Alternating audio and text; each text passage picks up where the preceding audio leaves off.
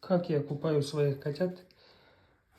Шампунью от Блов набираю 2 тазика теплой воды.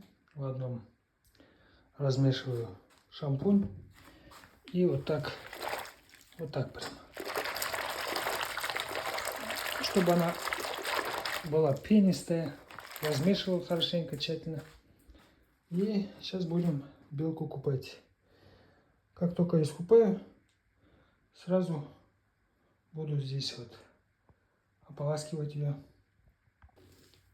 В общем, вот таким вот макаром, придерживая голову, просто обливаю ее вот этой вот пенистой водой и просто в чистой воде ее потом споласкиваю. Вот такие вот. Как вы купаете? Напишите в комментариях. Не забудьте подписаться, поддержать наш канал.